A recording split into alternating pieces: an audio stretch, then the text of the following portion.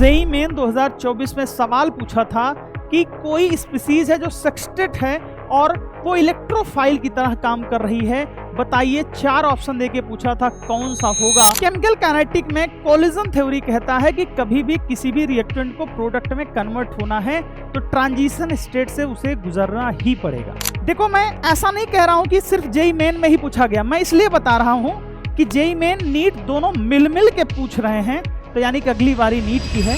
रख हौसला, वो मंजर भी आएगा, प्यासे के पास चल के समंदर भी आएगा, तू थक कर ना बैठे मंजिल के मुसाफिर, मंजिल भी मिलेगी और मिलने का मजा भी आएगा।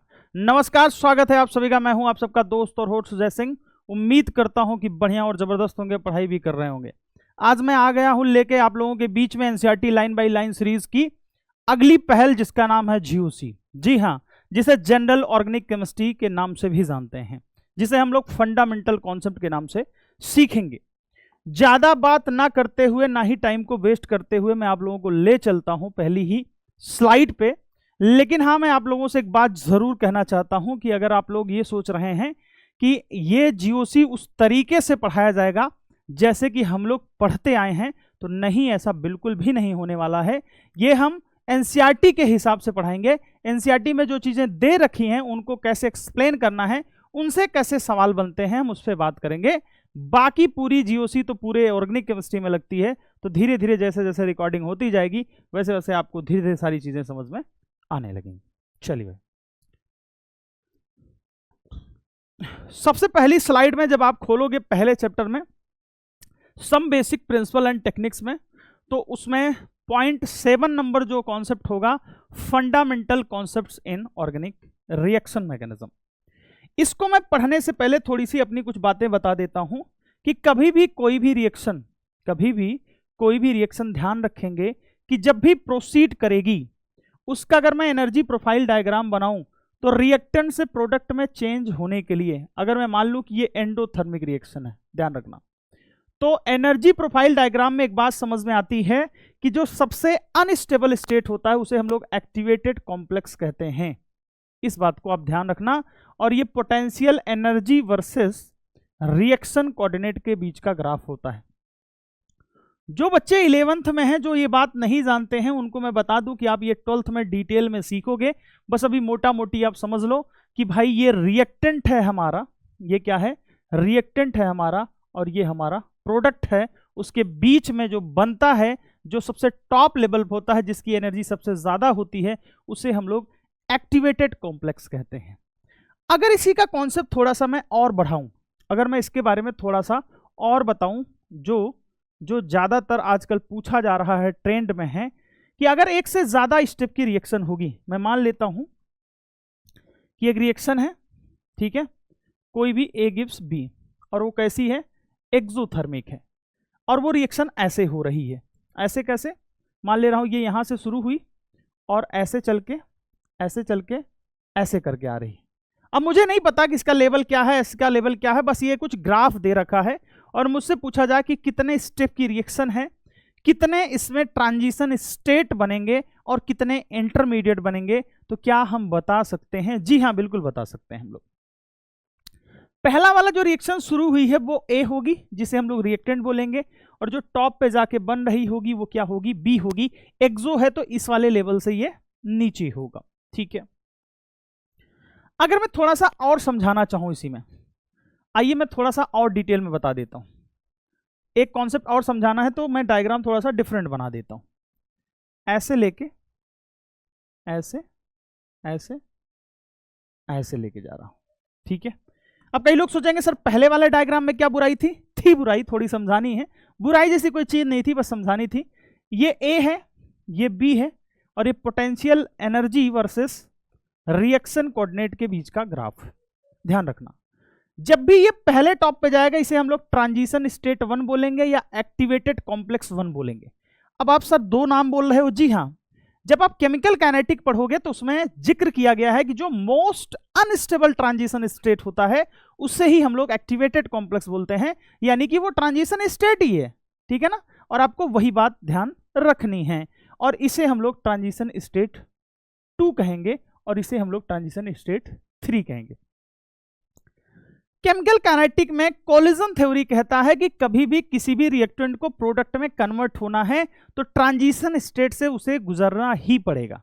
यानी कि रिएक्टेंट से प्रोडक्ट बनने में अगर कोई इंटरमीडिएट नहीं बन रहा है तब भी उसे ट्रांजिशन स्टेट से होकर गुजरना पड़ेगा, और अगर इंटरमीडिएट बन रहा है तब भी गुजरना पड़ेगा।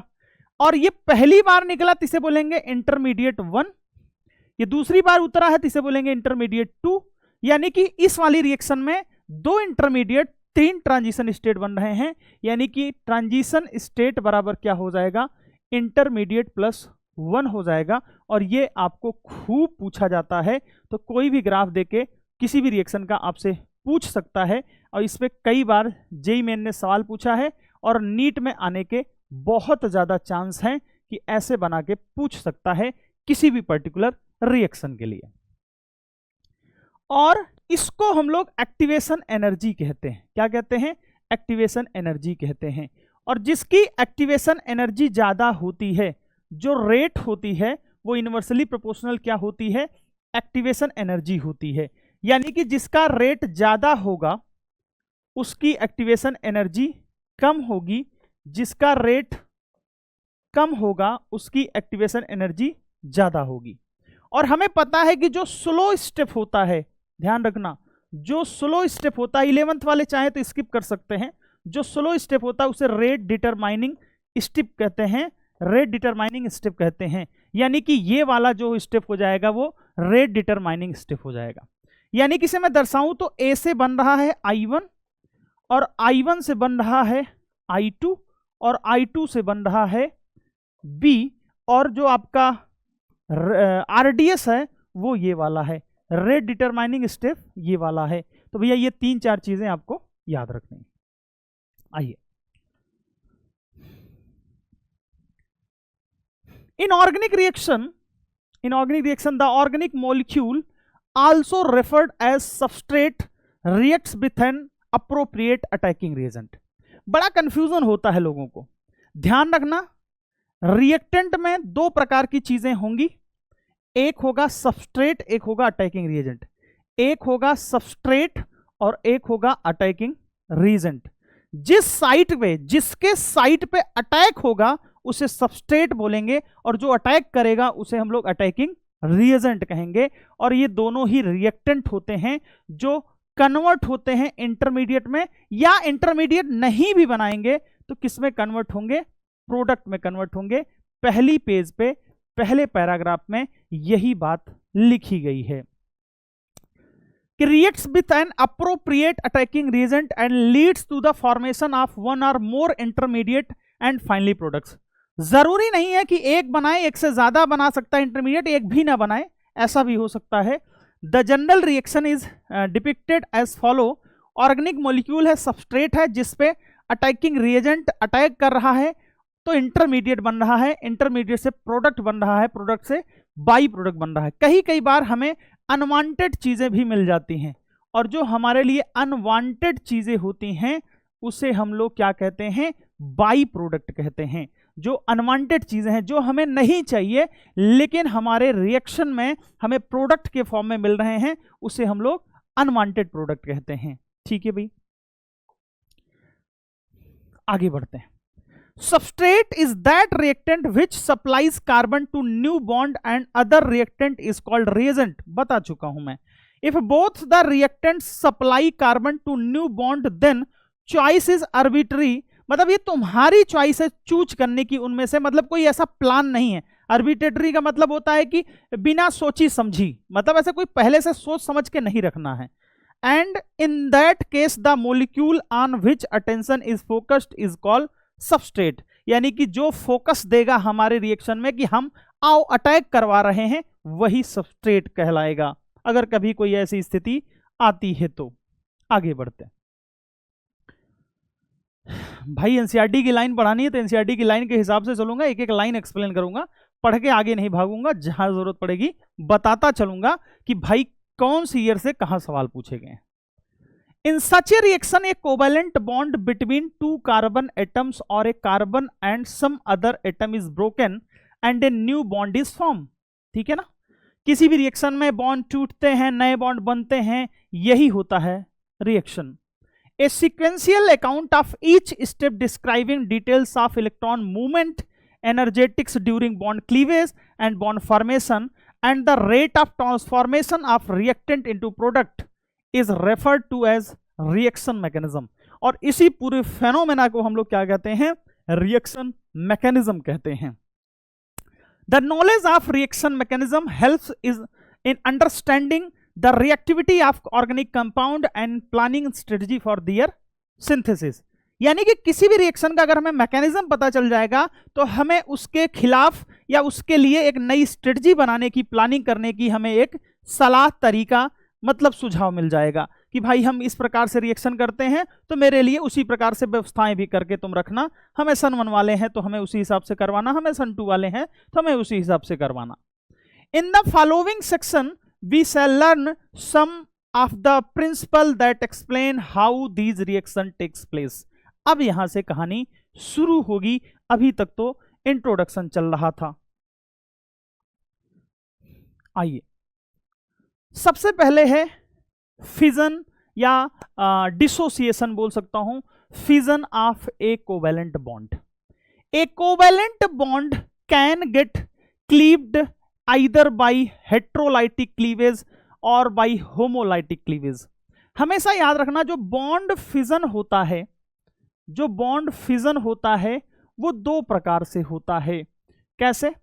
अगर मान लो मेरे पास एक CH3A है और मेरे पास एक CH3B है, और अगर मैं इसमें से कहूं, ध्यान से समझना, इसमें से कहूं कि इनमें से किसी की इलेक्ट्रोनेगेटिविटी ज्यादा है तो कोई खींच सकता है। अब सोचो ये दो तरीके से टूट सकते हैं। कैसे? क्योंकि हम यहां पे होमोलिटिक नहीं बल्कि हेट्रोलिटिक करवाएंगे, और हेट्रोलिटिक कब होगा? जब इसकी इलेक्ट्रोनेगेटिविटी क्या होगी? सेम नहीं होगी। तो हो सकता है कि इसकी इलेक्ट्रोनेगेटिविटी ज्यादा हो, ये ऐसे टूट जाए, और हो सकता है एक की इलेक्ट्रोनेगेटिविटी ज्यादा हो तो ये ऐसे टूट जाए। ठीक है भाई? और इसमें क्या होगा? इसमें सिर्फ ये ऐसे ही टूटेंगे। मैं मान के चल रहा हूं कि दोनों की इलेक्ट्रोनेगेटिविटी क्या है?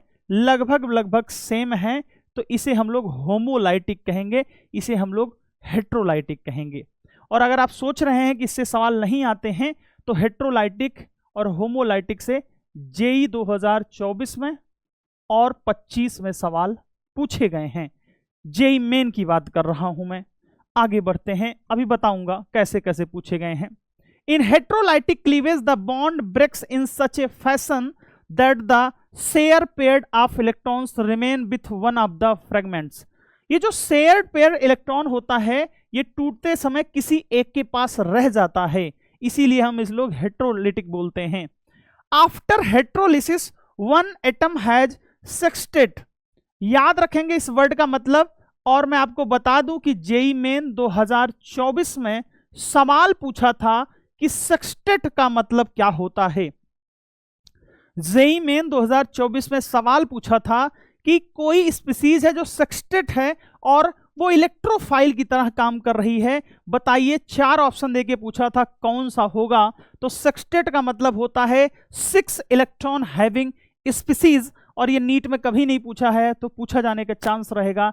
Electronic structure and A positive charge and the other a balance octet with least one lone pair and A negative charge. यानी कि हेट्रोलिसिस होगा तो एक एटम पे क्या हो जाएगा? एक एटम टूट जाएगा, यानी कि ये पॉजिटिव चार्ज आ जाएगा, दूसरे पे इलेक्ट्रॉन बढ़ जाएगा, यानी कि उसका ऑक्टेट कंप्लीट हो जाएगा। तो 10 heterolytic cleavage of bromomethane will give CH3+ and Br- as shown below.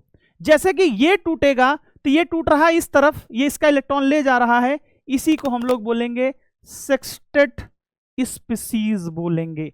इसी के पास 6 इलेक्ट्रॉन स्पीसीज हैं, इसी के पास 6 इलेक्ट्रॉन स्पीसीज हैं, और इसी को कार्बोकेटायन या कार्बोनियम आयन भी कहते हैं। उम्मीद करता हूं कि इतनी बात आप लोगों को समझ में आ रही होगी। क्या भाई आ रही है क्या? चलिए भाई आगे बढ़ते हैं, आगे बढ़ता हूं। ये species having a carbon atom possessing sextet, यहाँ टेक्स्ट जो एक्स दिया ना वो ज्यादा दे दिया है, एक्स नहीं होगा। Of electron A positive charge is called carbocation, जिसे हम लोग पहले कार्बोनियम आयन कहते थे। यही सवाल पूछी गई है। Carbocations are classified as primary, secondary और टर्सरी डिपेंडिंग ऑन वेदर 1, 2 और 3 कार्बन्स। यानी कि ये ऐसे भी हो सकते हैं और ये ऐसे भी हो सकते हैं और ये ऐसे भी हो सकते हैं और ये ऐसे भी हो सकते हैं। नंबर ऑफ एल्काइल ग्रुप से हम लोग बोल सकते हैं कि भैया कि प्राइमरी, सेकेंडरी और टर्सरी डिपेंडिंग ऑन वेदर 1, 2 और 3 carbons are directly attached to the positively charged. इसे प्राइमरी बोलेंगे, इसे सेकेंडरी बोलेंगे, इसे टर्सरी बोलेंगे। बहुत अच्छी बात है। Some other example of carbocation are CH3CH2+, ethyl cation a primary carbocation, CH3 whole twice CH+ isopropyl carbocation, इसे हम लोग इथाइल केटायन बोलेंगे, इसे आइसोप्रोपाइल, इसे टर्सरी ब्यूटाइल बोलेंगे। हाँ सर, ये हमें पिछली क्लास में पढ़ा था, अच्छे से समझ में आ रहा है। ये सारी ही कार्बोकेटायन क्या होते हैं? हाईली अनस्टेबल, यानी कि ज्यादा रिएक्टिव होते हैं। Alkyl groups directly attach to the positive charge carbon stabilize the carbocation due to inductive and hyperconjugation effect. Entry होगी अभी इंडक्टिव और हाइपर कंजुगेशन इफेक्ट की। इनकी जो स्टेबिलिटी है वो किससे स्टेबलाइज है? ये हाइपर कंजुगेशन और इंडक्टिव इफेक्ट से स्टेबलाइज हैं। चलिए भाई, बहुत अच्छी बात समझ में आ रही है। Which you will be study in the section फलाने फलाने। The observed order of carbocation stability. बहुत ध्यान से देख लीजिए, बहुत ध्यान से देख लीजिए मेरे भाई, ये सवाल बहुत बार पूछा गया है। और ये वाली जो लाइन दे रखी है ये जेईई मेन 2024 में पूछी गई है और नीट में भी कई बार पूछी गई है। ध्यान रखना मेरे भाई कि एक से ज्यादा दो से ज्यादा 3, ये जो एल्काइल ग्रुप लगे हैं इसकी वजह से इसकी स्टेबिलिटी क्या हो जा रही है? ज्यादा हो जा रही है। एक बार आप चेक जरूर करें जो मैं ईयर बोल रहा हूं, ताकि आपको समझ में आ जाए कि भाई क्या मामला चल रहा है और हम कैसे बोल रहे हैं।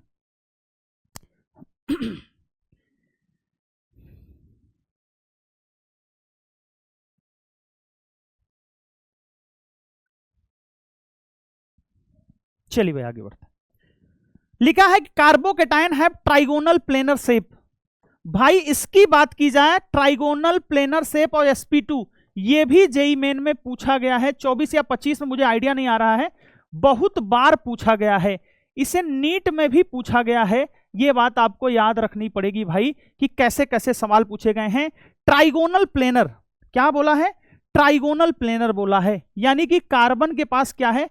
एक हाइड्रोजन है, एक हाइड्रोजन है और एक हाइड्रोजन है, इस पे प्लस चार्ज है और इस पे एक वैकेंट p ऑर्बिटल होगा। क्या होगा? वैकेंट p ऑर्बिटल होगा। और इसका शेप कैसा हो जाएगा? ट्राइगोनल प्लेनर हो जाएगा। क्या हो जाएगा? ट्राइगोनल प्लेनर हो जाएगा। उम्मीद करता हूं कितनी बात आप लोगों को समझ में आ ही रही होगी, और नहीं आ रही है तो धीरे धीरे आने लगेगी, इतना टेंशन लेने की जरूरत नहीं है। बिल्कुल शेप ऑफ कार्बोकेटायन 2024 में पूछा गया है, नॉट 25। जेईई मेन 2024 में पूछा गया है। शेप ऑफ कार्बोकेटायन सवाल था, शेप ऑफ कार्बोकेटायन दे रखा, carbocation have trigonal planar shape, यानी कि इससे सवाल पूछे जा सकते हैं। Thus the shape of CH3+ may be considered as being derived from the overlap of 3 equivalent। और मैच द कॉलम के फॉर्म में भी सवाल पूछा गया है।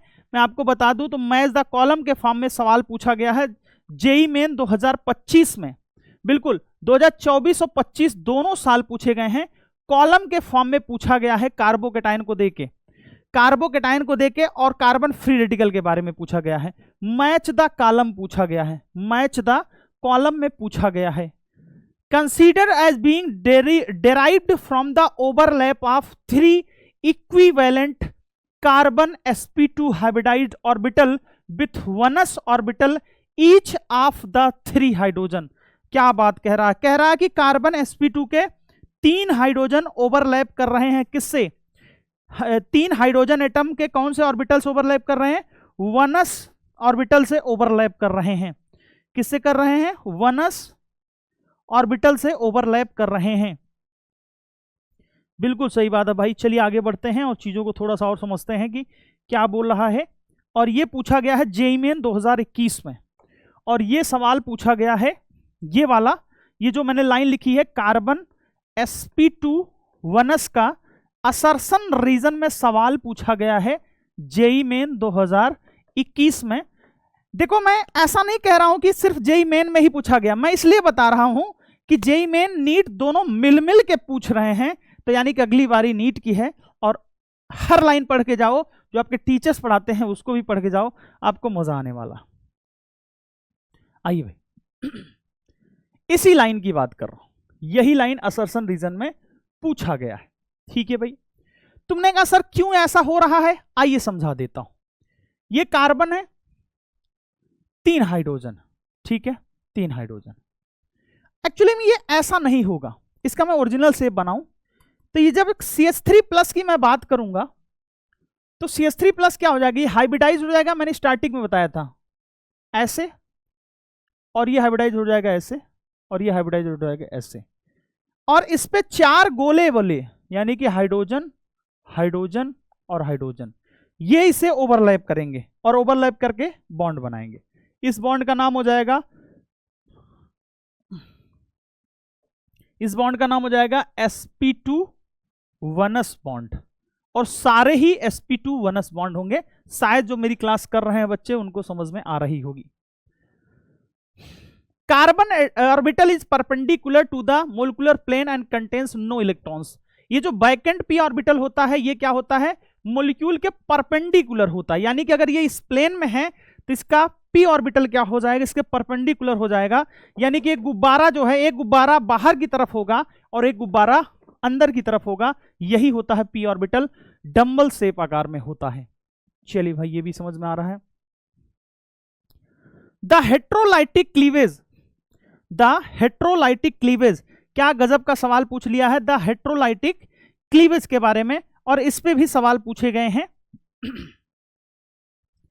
द हेट्रोलाइटिक क्लीवेज के बारे में भी सवाल पूछे गए हैं। बस मुझे 1 सेकंड दे, मैं देख के बता रहा हूं, मैंने सारा नोट कर रखा है, बस मुझे मिस हो गया थोड़ा सा। हाँ, हेट्रोलाइटिक क्लीवेज,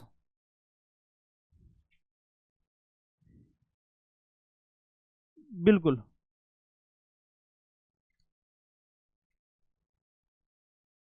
हेट्रोलाइटिक क्लीवेज,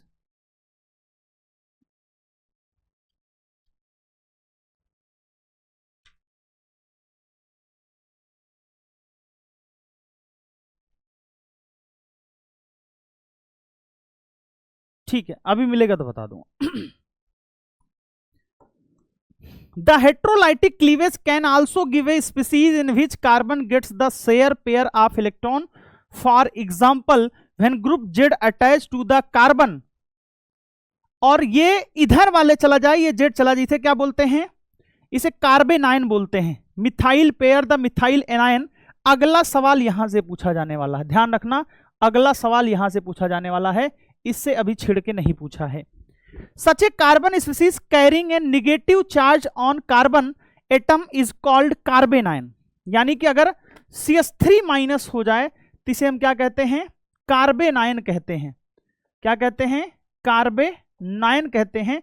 और इसका हाइब्रिडाइजेशन sp3 हो जाएगा और ये टेट्राहेड्रल हो जाएगा, डिस्टॉर्टेड टेट्राहेड्रॉन हो जाएगा। एक्चुअली में जो एनसीईआरटी में दे रखा है डिस्टॉर्टेड टेट्राहेड्रॉन हो जाएगा, बिल्कुल सही बात है, जो कुछ इस प्रकार से होगा, कार्बन हाइड्रोजन हाइड्रोजन हाइड्रोजन, और यहां पे नेगेटिव चार्ज होगा कुछ ऐसे करके। And it is structure it distorted tetrahedron as shown in the figure, जो फिगर के बारे में बता रहा है। अगर इस स्ट्रक्चर को देखें ध्यान से आप, तो आपको समझ में आ रहा होगा कि डिस्टॉर्टेड टेट्राहेड्रॉन कैसे बना है। इसमें 3 बॉन्ड पेयर हैं और एक नेगेटिव चार्ज है, जिसे हम लोग लोन पेयर की तरह कंसीडर कर सकते हैं। क्या कर सकते हैं? लोन पेयर की तरह कंसीडर कर सकते हैं। और एक लोन पेयर टेट्राहेड्रल की ज्योमेट्री को चेंज करके किसमें ला देता है? टेट्राहेड्रॉन में ला देता है। किसमें ला देता है? टेट्राहेड्रॉन में ला देता है। बिल्कुल सही बात है। और आइए गहरी सोच। Carbon anions are also unstable and reactive species. The organic reaction which proceed through heterolytic bond cleavage और कॉल्ड आयनिक। ध्यान रखना, आयनिक के बारे में जेईई मेन 2024 में सवाल पूछा था कि आयनिक अगर हेट्रोलाइटिक क्लीवेज होगा तो क्या बनेगा? कार्बोकेटायन बनेगा, कार्बेनायन बनेगा, कि होमोलाइटिक कार्बन फ्री रेडिकल बनेगा, कैसा बनेगा? इसके बारे में सवाल बोला है। तो आपको समझ में आ गया होगा कि भैया आयनिक और हेट्रोपोलर और जस्ट पोलर रिएक्शन समझ में आ गया कैसे होंगे भैया? कार्बोकेटायन और कार्बेनायन बनते हैं। इससे जेईई मेन 2024 में सवाल पूछा है। In homolytic cleavage one of the electrons, और इस वाली लाइन से क्या, इस पूरे पैराग्राफ से जेईई मेन 2025 में और 21 में और नीट में भी सवाल पूछा गया है इसके बारे में। आइए समझते हैं। पहला तो यही पूछ लिया था कार्बन फ्री रेडिकल के बारे में, ठीक है ना। In homolytic cleavage one of the, match the column पूछा था, चेक कर लेना आप। One of the electrons of the shared paired in a covalent bond goes with each of bonded atom. दो इलेक्ट्रॉन शेयर्ड पेयर्ड करके bond बनाते हैं, टूटते समय अपना अपना लेके जाते हैं। इसे हम लोग होमोलिटिक क्लीवेज कहते हैं। क्लीवेज मतलब bond association. The movement of a single electron takes place instead of an electron pair. यानी कि वहां पे जो मूवमेंट होता है, अगर मैं कहूं ए और बी होमोलिटिक बॉन्ड फिजन होंगे तो एक इधर जाएगा फिश हुक एरो बनाएंगे और एक इधर जाएगा फिश हुक बनाएंगे। यानी कि एक इलेक्ट्रॉन इधर एक इलेक्ट्रॉन इधर, इसीलिए इसे बनाते हैं फिश हुक एरो बोलते हैं। इसे क्या बोलते हैं? फिश हुक एरो बोलते हैं या हाफ हेडेड बोलते हैं, कि एक इलेक्ट्रॉन इसकी तरफ एक इलेक्ट्रॉन इसकी तरफ, और टूट के क्या बन जाएगा? A free radical b free radical, इतना हो जाएगा, ठीक है। Curved arrow, such cleavage result in the formation of neutral species atom और group which contain an unpaired electron. ध्यान रखना, इसके पास अनपेयर्ड इलेक्ट्रॉन होती है। यूं कह दूं कि अगर कार्बन फ्री रेडिकल बन रहा है तो इसके पास 7 इलेक्ट्रॉन स्पीसीज होती है, ठीक है। Like carbocation and carbanion free radicals are also very reactive. A homolytic cleavage can be shown as, ये मैं बता चुका हूं। और ये कब होते हैं ये भी ध्यान से समझ लो। पहला, हीट दिया जाएगा, स्ट्रॉन्ग हीट। दूसरा, लाइट दी जाएगी। तीसरा, करंट दिया जाएगा। चौथा, वेपर फेज की रिएक्शन की जाएगी। पांचवा, अगर तुम्हारा अटैकिंग रिएजेंट फ्री रेडिकली है, अगर तुम्हारा अटैकिंग रिएजेंट फ्री रेडिकल है तो इन सभी केसेस में लगभग 100% तो नहीं कह सकता मैं, हाँ 99% केसेस में यही होता, क्योंकि केमिस्ट्री है तो नियम बदलेंगे भाई जाहिर सी बात है। तो यानी कि हम क्या कह सकते हैं, क्या होगा भैया? होमोलिटिक बॉन्ड फिजन होगा। क्या होगा? होमोलिटिक बॉन्ड फिजन होगा। चलिए भाई आगे बढ़ते हैं। जबरदस्त, इस वाली पैराग्राफ से बहुत बार मेनी टाइम्स पीवाईक्यू में पूछे गए हैं। मुझे ईयर तो नहीं याद आ रहे हैं, बहुत बार पूछे गए हैं। Alkyl radicals are classified as primary, secondary और tertiary.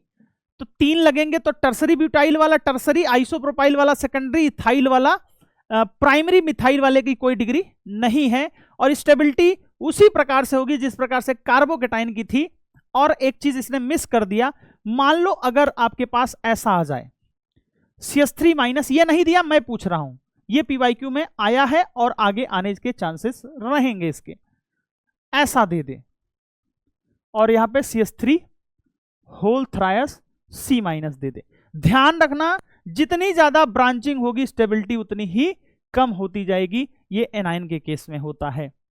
Organic reaction which proceed by homolytic fission are called free radical और होमोपोलर और नॉन पोलर रिएक्शन। ये जो है जबरदस्त चीज है। इससे भी मैच द कॉलम में सवाल पूछा गया है। इससे भी मैच द कॉलम 2025 में सवाल पूछा गया है। इस वाली लाइन से जेईई मेन 2025 में मैच द कॉलम में सवाल पूछा गया है। चलिए भाई आगे बढ़ते हैं।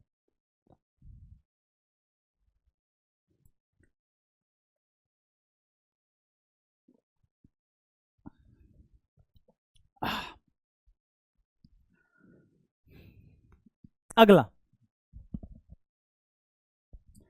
अब आपको सबस्ट्रेट और रिएजेंट के बारे में समझना है कि सर सबस्ट्रेट और रिएजेंट का थोड़ा सा मामला और समझ लेते तो मजा ही आ जाता। बिल्कुल समझ लेते हैं। Ions are generally not form in the reactions of organic compound. कह रहा ऑर्गेनिक कंपाउंड के रिएक्शन में आयंस जल्दी फॉर्म नहीं होते हैं। Molecules such as participate in the reaction, ये रिएक्शन में पार्टिसिपेट करते हैं। It is convenient to name one reagent as substrate and other as reagent. इसीलिए हम लोग इसको सबस्ट्रेट और रिएजेंट में अच्छे से क्लासिफाई कर सकते हैं। In general a molecule whose carbon involve in new bond formation is called substrate and other one is called reagent. यानी कि जो नया बॉन्ड फॉर्मेशन करने के लिए तैयार है उसे हम लोग सबस्ट्रेट कहते हैं और दूसरे को रिएजेंट कहते हैं। When carbon carbon bond is formed the choice of naming the reactant as substrate and reagent is arbitrary. फिर से वही बात है कि ये सिर्फ सोचने का विषय है, ऐसा ये सोची समझी साजिश नहीं है, मतलब कोई भी हो सकता है। And depend on molecule under observation, ये डिपेंड करता है। जैसे CH2 double bond CH2 plus Br2 हो, ठीक है ना। और इससे इस वाली रिएक्शन से ध्यान रखना, नीट 2025 में सवाल पूछ लिया था, ब्रोमीन वाटर की रिएक्शन पूछ लिया था कि कौन से लोग ब्रोमीन का कलर डीकलराइज नहीं करेंगे, इससे रिलेटेड सवाल पूछा था। एल्कीन वाले करते हैं, फिनॉल वाले करते हैं, एनिलीन वाले करते हैं, लेकिन एल्केन नहीं करता है। अब ये बॉन्ड यहां टूट के नए बॉन्ड बन रहे हैं, यानी कि सबस्ट्रेट है, इस पे अटैक कर रहा है, ब्रोमीन अटैक कर रहा था, ये रिएजेंट हो जाएगा, ये प्रोडक्ट हो जाएगा। CH3Cl टूट के CH3 प्लस बनेगा और ये इस पे अटैक करेगा, ये CH3 हो जाएगा, यानी कि ये रिएजेंट है, ये सबस्ट्रेट है और ये प्रोडक्ट है। मुझे नहीं लगता कि इसमें कोई कंफ्यूजन होनी चाहिए भाई, ठीक है। और इसको हल्के में मत लो, ये भी सवाल PYQ में बहुत बार पूछा गया है। फ्रीडल क्राफ्ट रिएक्शन है, हालांकि मैं आगे पढ़ाऊंगा तो इसलिए मैं इस पे बहुत ज्यादा जोर नहीं दे रहा हूं। आइए समझते हैं। Reagents attack the relative site of the substrate, ठीक है। रिएजेंट जो है वो रिलेटिव साइट पे अटैक करता है सबस्ट्रेट के। द रिलेटिव साइट में भी electron deficient portion of the molecule, ये पॉजिटिव, यानी कि जिसके पास इलेक्ट्रॉन की कमी होगी उसके पास पॉजिटिव चार्ज रहेगा। An atom with incomplete electron shell, जिसका इलेक्ट्रॉन सेल इनकम्प्लीट रहेगा। और the positive end of the dipole in the nature, या फिर डाइपोल बन रहा होगा, कई तरीके हो सकते हैं। AB हो, यानी लैम्डा माइनस लैम्डा प्लस हो रहा हो।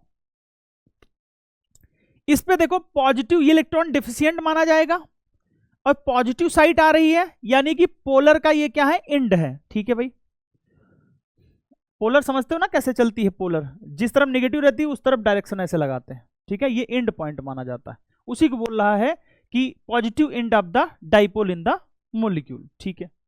If the attacking species is electron rich, अगर अटैकिंग स्पीसीज इलेक्ट्रॉन रिच है तो क्या करेगा, वो इस साइट पे अटैक करेगा। अगर इलेक्ट्रॉन रिच है तो इस पे अटैक करेगा। The reactive sites for it is that part of substrate molecule which can supply electrons, यानी कि जो इलेक्ट्रॉन सप्लाई कर सकता है, that is pi electrons in A double bond. अगर जैसे मैं कहूं CH2 डबल बॉन्ड CH2 है, अब ये इलेक्ट्रॉन सप्लाई कर सकता है तो ये भी इस पे अटैक कर सकता है। A reagent that brings an electrons pair to the reactive site, अगर मान लिया मेरे पास A और B हैं और इस पे मान ले रहा हूं लैम्डा प्लस है और इस पे कोई इलेक्ट्रॉन लेके आ रहा है, तो उसे हम लोग क्या कहते हैं, न्यूक्लियोफाइल कहते हैं, जिसे हम लोग न्यूक्लियस सीकिंग कहते हैं। ध्यान रखना, ये वाला वर्ड आपको पता होना चाहिए, nucleus seeking. And the reaction is then called nucleophilic, यानी कि जब पहली बार कोई अटैकिंग रिएजेंट किसी चीज पे अटैक करेगा, जब पहली बार कोई भी इलेक्ट्रोफाइल हो, न्यूक्लियोफाइल हो, कुछ भी, ध्यान रखना जो अटैक करता है उसी के हिसाब से हम लोग उस रिएक्शन का नाम देते हैं। चाहे हम दे सकते हैं उसे इलेक्ट्रोफिलिक, चाहे हम दे सकते हैं उसे न्यूक्लियोफिलिक, डिपेंड करता कि पहली बार कौन अटैक कर रहा है। A reagent that takes away an electron pair from reactive site is called electrophile. अगर मान लो मेरे पास CH2 डबल बॉन्ड CH2 है और मेरे पास यहां पे H+ है, अब यहां पे ये क्या करेगा, ये इलेक्ट्रॉन ले जाएगा। अगर ये इलेक्ट्रॉन अपनी तरफ ले जा रहा है, दूर ले जा रहा है रिएक्टिंग साइट से, जहां तुम्हें अटैक करना है उसके इलेक्ट्रॉन को तुम दूर ले जा रहे हो, तो तुम इलेक्ट्रोफाइल हो। तुम क्या हो, इलेक्ट्रोफाइल हो। इसे इलेक्ट्रॉन सीकिंग इसे इलेक्ट्रॉन सीकिंग कहते हैं, उसे न्यूक्लियस सीकिंग कहते हैं, याद रखना भाई। इस reaction is called electrophilic. File का मतलब होता है लविंग, इलेक्ट्रॉन लविंग, और सीकिंग का भी मतलब यानी कि उसकी इच्छा रखने वाला। लविंग से मिलता जुलता वर्ड है सीकिंग। ठीक है भाई, आइए भाई आगे बढ़ते हैं। During a polar organic reaction a nucleophile attack an electrophilic centre of the substrate which is that specific atom or part of the substrate which is electron deficient। वही बात फिर से रिपीट कर रहा है। Similarly the electrophiles attack at nucleophilic center। यानी कि अगर मेरे पास एक कंपाउंड है A और B, अगर मेरे पास लैम्डा प्लस आ रहा है, इस पे लैम्डा माइनस आ रहा है, इसे हम लोग इलेक्ट्रोफिलिक सेंटर बोलेंगे। क्या बोलेंगे, इलेक्ट्रोफिलिक सेंटर बोलेंगे, और इसे हम लोग न्यूक्लियोफिलिक सेंटर बोलेंगे। ठीक है, अब न्यूक्लियोफिलिक सेंटर पे अटैक कौन करेगा, इलेक्ट्रोफाइल, और इलेक्ट्रोफिलिक सेंटर पे कौन अटैक करेगा, न्यूक्लियोफाइल करेगा। क्या इतनी बात समझ में आ रही भैया, बिल्कुल। Which is the electron rich centre of the substrate, thus the electrophiles receive electron pair from the substrate when the two undergo bonding interaction, जब दो लोगों का इंटरेक्शन होगा। ये curved arrow notation is used to show the movement of an electron pair. जैसे मैं कहूं कि मेरे पास CH3 है और ये Cl है, अब मैं OH- का अटैक करा रहा हूं, ये लैम्डा प्लस होगा, ये लैम्डा माइनस होगा। ये इलेक्ट्रोफिलिक सेंटर है, ये न्यूक्लियोफिलिक सेंटर, ये न्यूक्लियोफाइल है, अटैक कहां करेगा, यहां करेगा, और इसे हम लोग एरो से दिखाते हैं कि ये भैया इलेक्ट्रॉन लेके जा रहा है। Some example of nucleophiles are the negatively charged ions with lone pair of electron such as hydroxide, cyanide and carbon ions. ये ध्यान से देख लीजिए क्योंकि ये सवाल कई बार पूछा गया है, तो हो सकता है कि ये फिर से रिपीट कर दे और पूछ ले। तो भैया ये सवाल पूछा गया है, ये सवाल पूछा गया है किस किस ईयर में, जेईई मेन 2025 में। ठीक है, ये जितने भी एग्जाम्पल लिखे हैं यहां तक कीटोन वाले भी ध्यान रखना, ये जेईई मेन 2025 में सवाल पूछा गया था। क्या पूछा गया था कि बताना है न्यूक्लियोफाइल कौन सा है, आपको बताना है न्यूक्लियोफाइल कौन कौन सा है। इन्हीं में से एग्जाम्पल सारा उठाया था उसने, जिसके पास भी लोन पेयर होगा, ध्यान रखना इसी में से वो उठाया था, जिसके पास भी लोन पेयर होगा वो न्यूक्लियोफाइल होगा। बिल्कुल ठीक है बात। Example of electrophiles include carbocations and neutral molecules having functional group like carbonyl group, याद रखना, एल्काइल हैलाइड याद रखना, where X is a halogen atom, the carbon atom in carbocation has sextet configuration, hence it is electron deficient. बिल्कुल, ये क्या है, इसके पास 6 electron है, तो इसके पास इलेक्ट्रॉन की कमी है, तो ये इलेक्ट्रोफाइल का काम करेगा। ठीक है, इसी प्रकार CH3 फ्री रेडिकल की मैं बात करूं, ये भी इलेक्ट्रोफाइल का काम करेगा, और ये भी सवाल मैच द कॉलम में पूछा गया था जेईई मेन 2025 में, अलग अलग शिफ्ट में पूछा गया है। ठीक है भाई,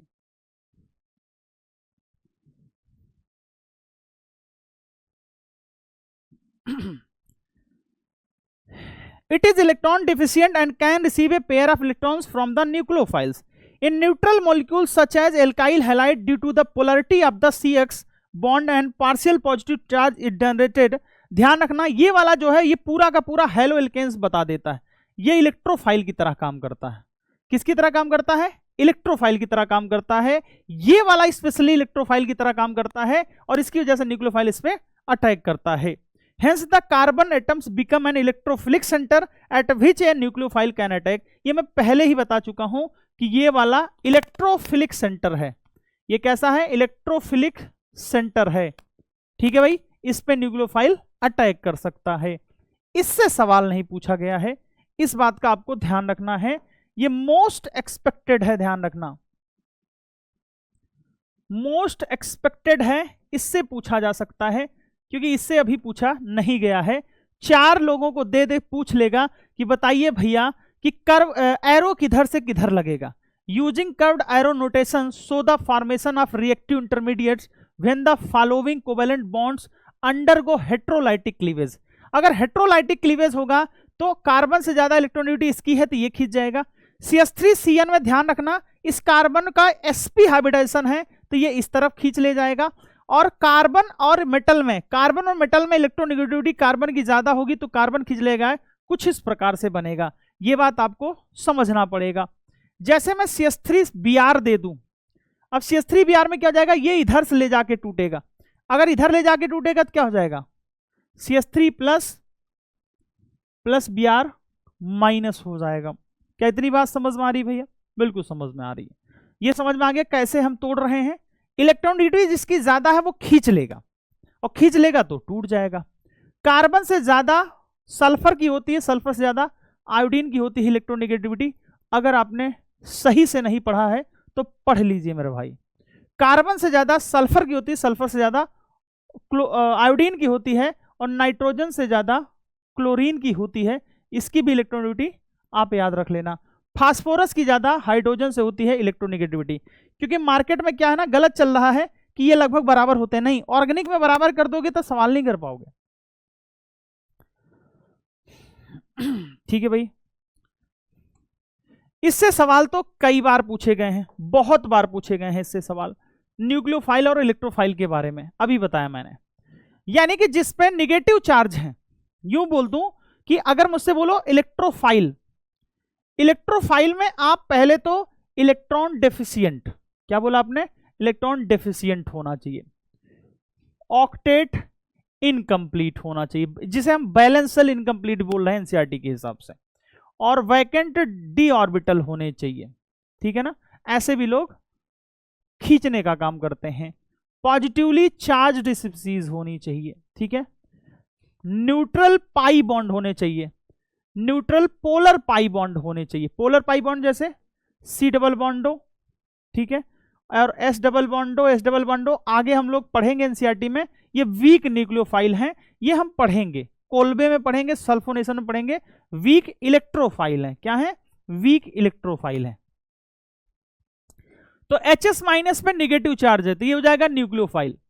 BF3 हो जाएगा इलेक्ट्रोफाइल, तो मैं कटकुट लगा दे रहा हूं, ये हो जाएगा न्यूक्लियोफाइल। लोन पेयर है न्यूक्लियोफाइल, पॉजिटिव चार्ज है इलेक्ट्रोफाइल, इससे पॉजिटिव चार्ज है इलेक्ट्रोफाइल, ये निगेटिव चार्ज है इलेक्ट्रोफाइल न्यूक्लियोफाइल, और ये क्या हो जाएगा, इलेक्ट्रोफाइल हो जाएगा। क्या इतनी बात समझ में आ रही है? बिल्कुल समझ में आ रही होगी। बाकी क्लासिफिकेशन आपको दे रखा है, धीरे धीरे देख लीजिएगा। अगला आपसे पूछ रहा है इलेक्ट्रोफिलिक सेंटर, ये थोड़ा सा आपको ध्यान रखना पड़ेगा, ये भी इंपॉर्टेंट है, आने वाले टाइम में पूछा जाएगा। अगर CH3C डबल बॉन्डो है, CH3C डबल बॉन्डो H है तो इस पे लैम्डा प्लस आएगा, और अगर मेरे पास CH3C ट्रिपल बॉन्ड N है तो इस पे लैम्डा प्लस आएगा, और अगर मेरे पास CH3X है तो इस पे मेरे पास लैम्डा प्लस आएगा। और जहां जहां लैम्डा प्लस आएगा वो क्या कहलाएगा, इलेक्ट्रोफिलिक सेंटर है। ये इलेक्ट्रोफिलिक सेंटर, ये भी इलेक्ट्रोफिलिक सेंटर, और ये वाले इलेक्ट्रोफिलिक सेंटर। याद रहेंगे, बिल्कुल याद रहेंगे भाई। किसी भी कंपाउंड में जो साइट पॉजिटिवली चार्ज है उसे हम लोग क्या कहेंगे, इलेक्ट्रोफिलिक सेंटर कहेंगे, और जो निगेटिवली चार्ज है उसे हम लोग न्यूक्लियोफिलिक सेंटर कहेंगे। और इलेक्ट्रोफिलिक सेंटर पे न्यूक्लियोफाइल आके अटैक करेगा, और इलेक्ट्रोफिलिक सेंटर पे न्यूक्लियोफाइल आके अटैक करेगा, और न्यूक्लियोफिलिक सेंटर पे इलेक्ट्रोफाइल आके अटैक करेगा। कोई कंफ्यूजन नहीं होना चाहिए, क्योंकि सबस्ट्रेट हमेशा आयन के फॉर्म में नहीं रहते हैं। जो हमारे सबस्ट्रेट होते हैं वो कभी भी आयन के फॉर्म में नहीं रहते, क्योंकि वो ऑर्गेनिक कंपाउंड है ना यार, आयन के फॉर्म में कैसे रहेंगे, तो न्यूट्रल फॉर्म में रहते हैं। ठीक है भाई, चलिए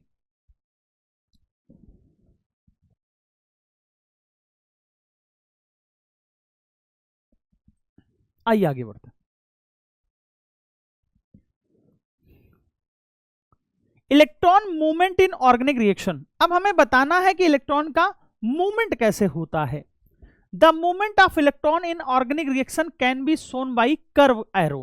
कर्व एरो के फॉर्म में हम लोग दर्शाते हैं, क्योंकि ये बहुत आपको समझना पड़ेगा। It shows how change in bonding occur due to electronic redistribution during the reaction.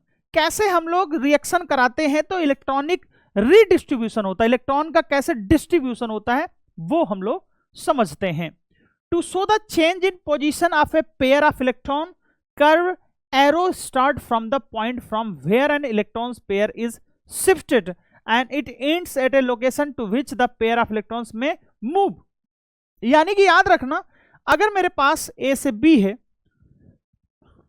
अगर मेरे पास ये लोन पेयर है तो लोन पेयर के लिए हमेशा एरो उधर लगाएंगे, वहां से शुरू होगा जहां पे लोन पेयर है और वहां जाएगा जहां पे लोन पेयर मूव करा रहे हैं। मान लो यहां पे वैकेंट ऑर्बिटल है। Presentation of shifting of electrons pair, याद रहना आगे आने वाले समय में 4-5 ऐसे एरो बना के एक्सपेक्टेड है, बता दे रहा हूं, पूछ लेगा कि कौन सा सही तरीका है और कौन सा गलत तरीका है। ठीक है, कह रहा from pi bond two adjacent bond position.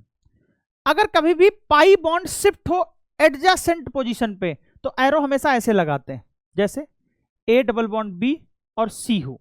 ठीक है, और मान लो यहां पे खाली ऑर्बिटल हो तो क्या हो जाएगा, ये बॉन्ड इधर शिफ्ट होगा और ये इधर शिफ्ट हो जाएगा तो ए वाले पे पॉजिटिव चार्ज आ जाएगा और बी डबल बॉन्ड सी हो जाएगा, कुछ इस प्रकार से। ठीक है, अगर मान लो डबल बॉन्ड बगल वाले पे शिफ्ट हो रहा है, कई बार ऐसा हो जाता है, A double bond B single bond double bond D.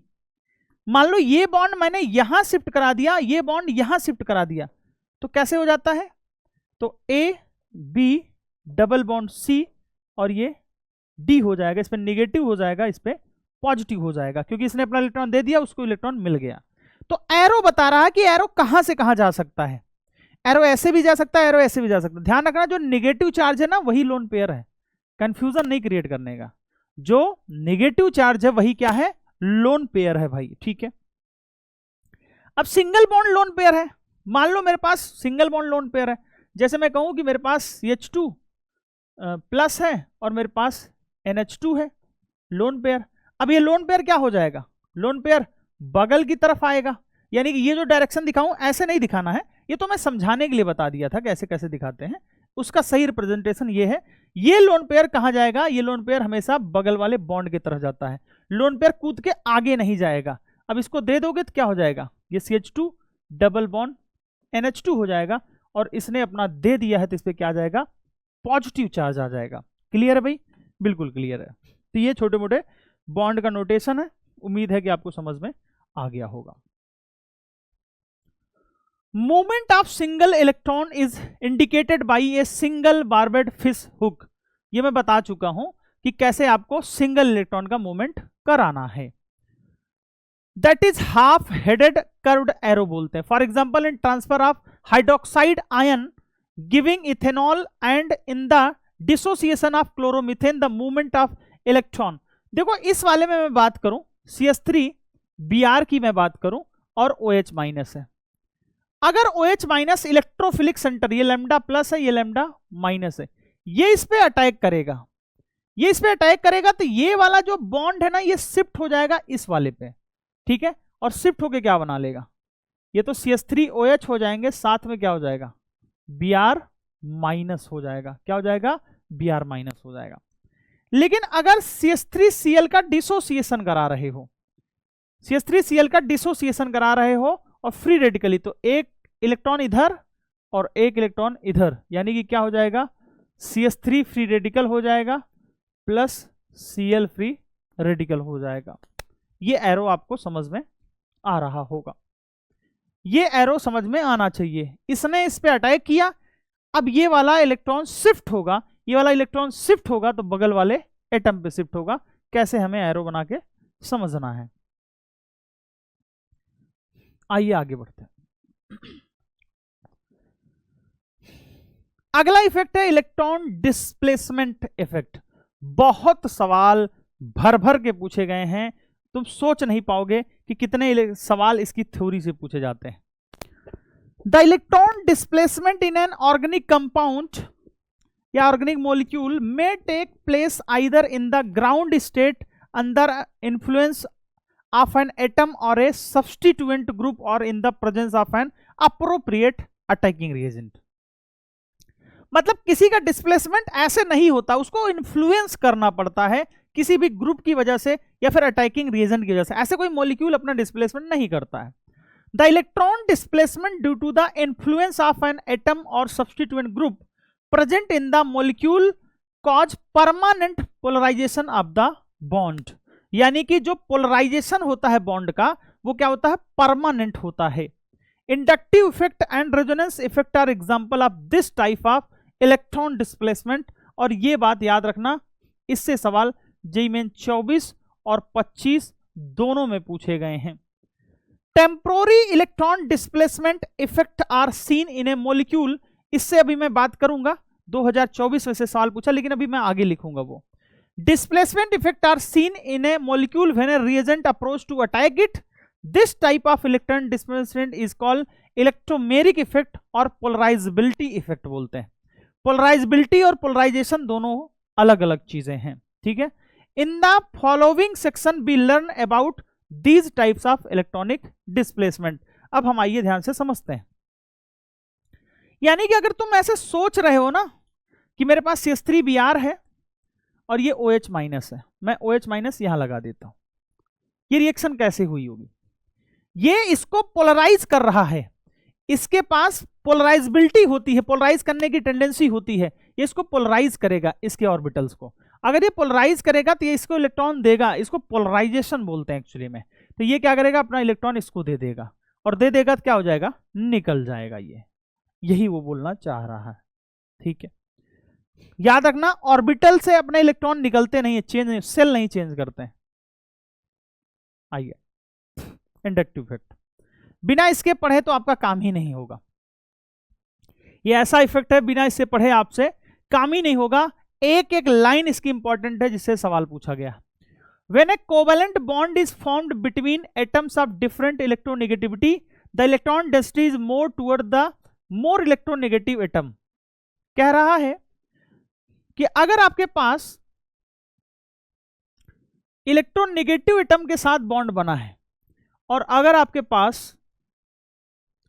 Electropositive atom यानी कि कार्बन से ज्यादा इलेक्ट्रोनेगेटिव है तो इलेक्ट्रोनेगेटिव, और कार्बन ज्यादा इलेक्ट्रिक है तो ये क्या करेगा, खींचेगा।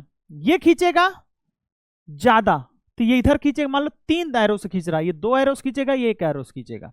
और ये दे रहा है तो ज्यादा देगा, ये आगे कुछ देगा और ये आगे कुछ देगा। कुछ इस प्रकार से होता है polarization. Such a shift of electron density result in a polar covalent bond. ये पोलर कोवैलेंट बॉन्ड होते हैं। यानी कि अगर मैं CH3 ले लूं, ध्यान रखना कोई भी इंडक्टिव इफेक्ट ऑब्जर्व नहीं होगा क्योंकि ये पोलर नहीं बल्कि नॉन पोलर है। इससे भी सवाल पूछे जाते हैं। Bond polarity leads to various electronic effect in the organic compound. Let us consider chloroethane. कह रहा है कि क्लोरोइथेन को हम लोग कंसीडर करते हैं, तो क्लोरोइथेन ये नीचे एग्जांपल दे रखा है।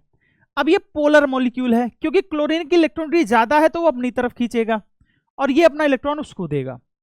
In which the carbon Cl bond is a polar covalent bond, it is polarized in such a way that the carbon 1 gains some positive charge। ये क्लोरीन खींचेगा अपना, ये क्लोरीन खींचेगा तो इस पे पॉजिटिव चार्ज आएगा। और एक और खेल बताता हूं इलेक्ट्रोनेगेटिविटी का। अगर कार्बन पे पॉजिटिव चार्ज ज्यादा है, ध्यान रखना, तो इसकी इलेक्ट्रोनेगेटिविटी न्यूट्रल कार्बन से ज्यादा हो जाती है। जैसे ही इसके पास पॉजिटिव चार्ज आएगा ये बगल वाले से खींचना शुरू कर देगा, लेकिन उतना नहीं खींच पाएगा जितना ये खींचता है। यानी कि इस पे जितना चार्ज आएगा उससे थोड़ा सा कम चार्ज इस पे आएगा। यही बात ये बोल रहा है। Gain some positive charge and chlorine some negative charge. The fractional electronic charge on the two atoms in a polar covalent bond are denoted by lambda and the shift of electron density shown by an arrow. ये मैं समझा चुका हूं। Points from lambda plus to lambda minus, end of the polar bond. ठीक है भाई।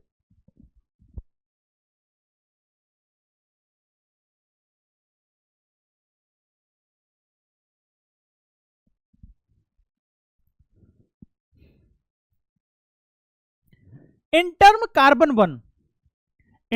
carbon 1, which has developed partial positive charge draws, आइए CH3 CH2 Cl, ये लैम्डा माइनस है, ये लैम्डा प्लस है, ये डबल लैम्डा प्लस है। जितना ज्यादा लैम्डा लगाओगे उतना ही चार्ज कम माना जाएगा। Draws some electron density toward it from adjacent carbon bond. Consequently, some positive charge double plus develop on carbon 2 also, where double plus symbolize relatively smaller positive charge। यही तो मैं बता रहा हूं कि जितना ज्यादा लैम्डा लिखोगे उतना ही कम पॉजिटिव चार्ज माना जाएगा। As compared to that on carbon 1, in other word, the polar carbon Cl bond induce polarity in the adjacent bond. Such polarization of sigma bond, ध्यान रखना ये आपसे PYQ में पूछा गया। Some polarization of sigma bond caused by the polarization of adjacent sigma bond is referred to as the inductive effect। ध्यान रखना polarisation होता है, ट्रांसफर नहीं होता है। पोलराइजेशन ऑफ इलेक्ट्रॉन होता है, सिग्मा में ऑपरेट होता है, पाई में नहीं ऑपरेट होता है। इसे हम लोग इंडक्टिव इफेक्ट कहते हैं। This effect is passed on to the subsequent bonds also, but the effect decreases rapidly as the number of intervening bond increases and bond becomes vanishingly small after 3 bond. 3 bond के बाद, ध्यान रखना, पहला bond, दूसरा bond, तीसरा bond, यानी कि 3 carbon atom के बाद ये इफेक्ट ऑब्जर्व नहीं किया जाता है, यानी कि ये डिस्टेंस डिपेंडिंग होता है। ये कैसा होता है? डिस्टेंस डिपेंडिंग होता है। इस पे भी खूब सवाल पूछे गए हैं मेरे भाई। ठीक है। The inductive effect is related to the ability of substituent to either withdraw or donate electron density to the attached carbon। यानी कि जो इंडक्टिव इफेक्ट हम क्लासीफाई कर रहे हैं वो ग्रुप अगर खींचने वाला है, वो खींचने वाला है तो खींचेगा और देने वाला है तो देगा। खींचने वाले को इलेक्ट्रॉन विड्रॉविंग ग्रुप कहते हैं जो खींचने का काम करते हैं, और इलेक्ट्रॉन डोनेटिंग ग्रुप वो होते हैं जो देने का काम करते हैं। कह रहा based on this ability the substituent can be classified as electron withdrawing और electron donating group related to hydrogen. सारा खेल किसके रिस्पेक्ट में है? हाइड्रोजन के रिस्पेक्ट में है। Halogens and many other groups such as, याद रखना ये वाले ऑर्डर भी बहुत बार पूछे गए हैं PYQ में, ठीक है ना, बहुत बार, और आपके एग्जाम में भी पूछे जाते हैं। Many other groups such as NO2, cyano, polar pi bond वाली जितनी स्पीसीज हैं उनमें पोलरिटी आएगी। मोर इलेक्ट्रोनेगेटिव वाले जितने एटम हैं वो खींचने का काम करेंगे। चाहे CH लगा लो, चाहे C1 लगा लो, चाहे SO3H लगा दो, चाहे OPH लगा लो, ये सभी खींचने का काम करते हैं। The alkyl groups like methyl and ethyl और usually consider as electron donating group, या निगेटिवली चार्ज हो जाएं, निगेटिवली चार्ज हो जाएं, या फिर एल्काइल हो जाएं, पॉजिटिवली चार्ज हो जाएं, या फिर पोलर पाई बॉन्ड हो जाएं, या फिर हाइड्रोजन्स हो जाएं, ये तीनों ही खींचने का काम करते हैं, ये दोनों देने का काम करते हैं। इसी प्रकार से हम लोग इंडक्टिव इफेक्ट को 2 कैटेगरी में कैटेगराइज करते हैं। आइए हम लोग सीखते हैं। कह रहा है विच bond is more polar in the following. आपको ध्यान से समझना पड़ेगा, ए और बी में जो पोलरिटी होती है वो डायरेक्टली प्रोपोर्शनल होती है डेल्टा EN की। जिनके बीच इलेक्ट्रोनेगेटिविटी का डिफरेंस ज्यादा होगा उनके बीच पोलरिटी ज्यादा होगी। अब CH3H और CH3Br में ध्यान से समझो, CH3H और CH3Br में Br की इलेक्ट्रोनेगेटिविटी ज्यादा है तो इसकी पोलरिटी ज्यादा होगी। अब मैं कहूं कि CH3NH2 है और मेरे पास CH3OH है, तो CH3OH की ज्यादा होगी क्योंकि इसकी इलेक्ट्रोनेगेटिविटी ज्यादा होती है। अब मेरे पास CH3OH है और मेरे पास CH3SH है। मुझे पता है कि OH में O की इलेक्ट्रोनेगेटिविटी ज्यादा होती है तो इसकी पोलरिटी ज्यादा होगी। ये इसी बॉन्ड की बात कर रहा है जिसको मैंने दूर दूर करके लिखा है, तो कंफ्यूज होने की जरूरत नहीं है आपको। ठीक है भाई, चलिए ऐसे सवाल पूछे जा सकते हैं। हालांकि ये केमिकल बॉन्डिंग का पार्ट है, तो यहाँ पे बहुत हीरो बनने की जरूरत नहीं है। कह रहा कि in which carbon carbon bond of CH3CH3 induce effect is expected to be least. अगर मेरे पास कार्बन है, कार्बन है, कार्बन है और ये Br है, ये लैम्डा माइनस होगा, खींच रहा है तो इलेक्ट्रॉन आएगा इसके पास, ये लैम्डा प्लस होगा, डबल लैम्डा प्लस होगा और ट्रिपल लैम्डा प्लस होगा। इसके बाद तो हम लोग मतलब कंसीडर ही नहीं करते हैं कि लगता होगा, इस पे बहुत कम इफेक्ट लगेगा। Magnitude of inductive effect diminishes as the number of intervening bonds increases, hence the effect is least in the bond between carbon 3 and hydrogen। इसे 1 बोल दें, इसे 2 बोल दें, इसे 3 बोल दें। ठीक है भाई, इसके बाद वाला जो इफेक्ट लगेगा, यानी कि इसके बीच जो हाइड्रोजन और कार्बन के बीच इफेक्ट होगा वो क्या हो जाएगा, कम हो जाएगा। ऐसा खींच रहे हो तो ऐसे खींचता हुआ चला आएगा, लेकिन सिग्मा बॉन्ड के थ्रू खींचेगा। लास्ट वाले कार्बन का अगर हाइड्रोजन है तो वहां से खींचता हुआ आएगा इसके पास। ठीक है भाई,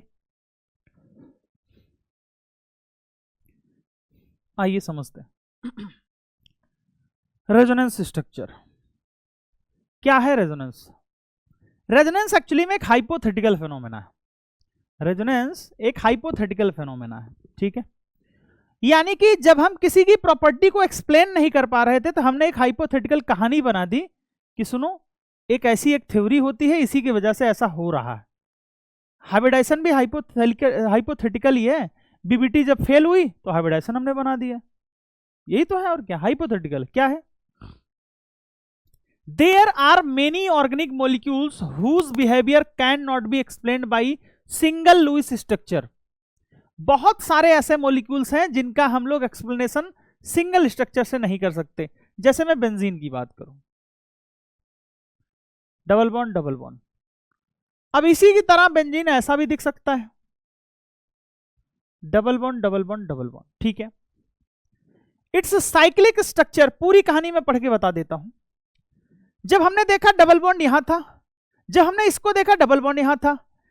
अब यार इन दोनों को हमने मापा तो हमारे हिसाब से इसकी बॉन्ड लेंथ कम आनी चाहिए, इसकी बॉन्ड लेंथ ज्यादा आनी चाहिए। इस स्ट्रक्चर में इसकी बॉन्ड लेंथ कम आनी चाहिए और इसकी बॉन्ड लेंथ ज्यादा आनी चाहिए। लेकिन जो रिजल्टेंट आया ना वो कुछ चौंकाने वाला था। क्या चौंकाने वाला था? इसका जो रिजल्टेंट है वो ना इसके बराबर आया ना इसके बराबर आया, ये कुछ डिफरेंट टाइप का आ रहा था। और यही हमारे पास डेटा था, ये रियल स्ट्रक्चर था हमारा, ये हमारा रियल स्ट्रक्चर था जो डबल बॉन्ड और सिंगल बॉन्ड के बीच का था।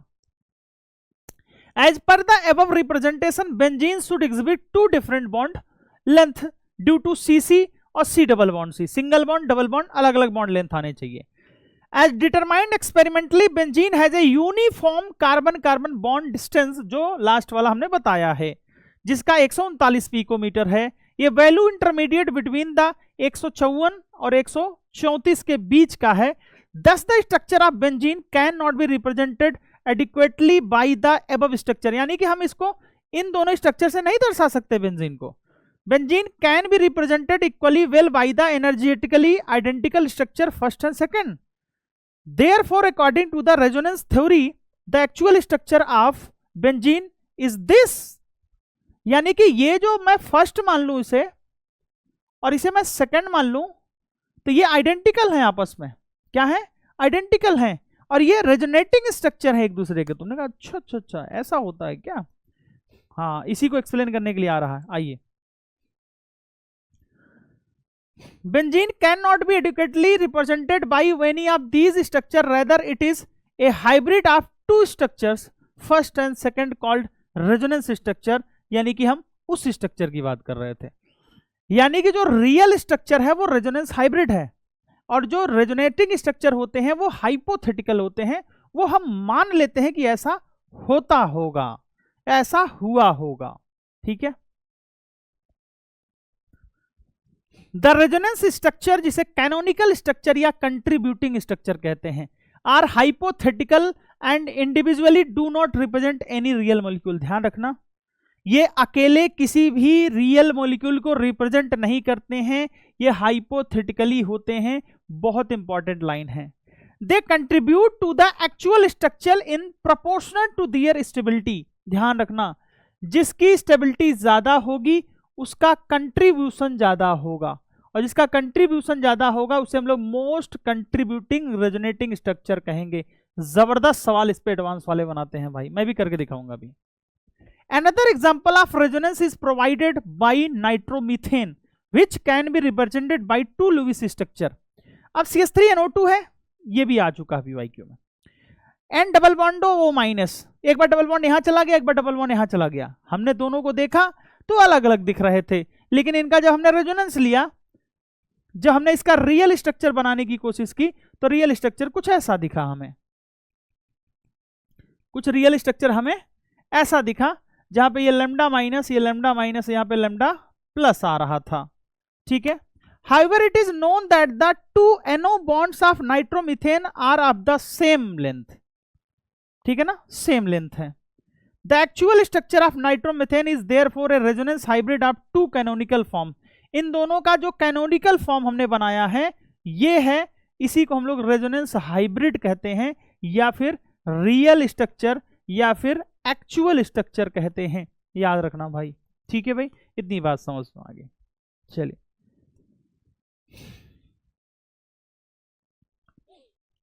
the energy of actual structure of the molecules, the resonance hybrid is lower than that any of the canonical structure. अगर मैं एनर्जी की बात करूं, बेंजीन का मैं बना के समझा देता हूं। तो बेंजीन में अगर मैं एनर्जी की बात करूं,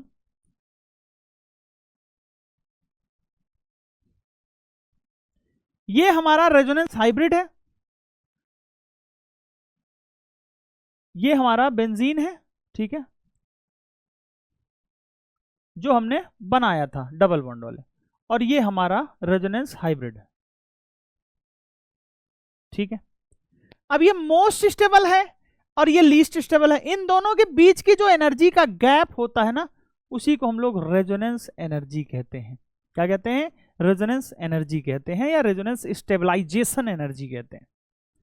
the difference in energy between the actual structure and the lowest energy resonance structure is called the resonance stabilizing energy और सिंपली द रेजोनेंस एनर्जी। ठीक है, the more the number of important contributing structure the more is the resonance energy. अगर contributing structure का number ज्यादा है तो resonance energy ज्यादा हो जाएगा। Resonance is particularly important when the contributing structure are equivalent in energy. Resonance is particularly important when the contributing structure, यानी कि जो मोस्ट कंट्रीब्यूटिंग स्ट्रक्चर होगा, यानी कि जिसकी स्टेबिलिटी ज्यादा होगी, ध्यान रखना, जिसकी स्टेबिलिटी ज्यादा होगी, उसकी बात कह रहा है। The following rules are applied while writing resonance structure. अगर रेजोनेंस स्ट्रक्चर लिख रहे हो तुम, ध्यान रखना, जेईई मेन का बहुत फेवरेट है, हर साल पूछा जाता है,